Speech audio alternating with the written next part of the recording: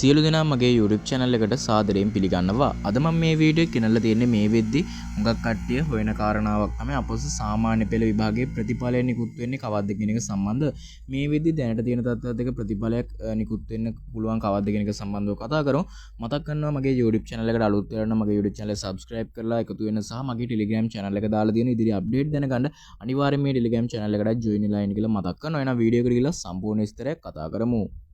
තව විශේෂ දෙයක් කියන්න තියෙන ඔයගොල්ලෝගේ අතේ තියෙන ස්මාර්ට් ෆෝන් එක පාවිච්චි කරලා දවසට පොඩි අමතර ආදායමක් උපයන්න කැමති නම් ඒකට අවශ්‍ය වීඩියෝ එක මම කමෙන්ට් එකේ පින් කරලා තියන්න කැමති කට්ටියට ඒක බලලා ඉවරලා දවසකට ඔයගොල්ලන්ට අමතර ආදායමක් උපය ගන්න පුළුවන්.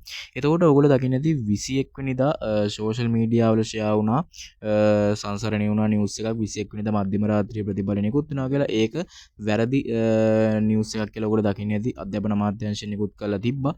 ඒ කියන්නේ හුඟක් කට්ටිය අවධානයෙන් හිටියා 21 වෙනිදා මධ්‍යම රාත්‍රියේ ප්‍රතිඵල නිකුත් වෙයි කියලා. තව විශේෂයක් තමයි දැන් අහන කාරණාව තමයි මේ මාසේ ප්‍රතිඵල නිකුත් වේද කියන එක දැන් අවධානයෙන් ඉන්නේ.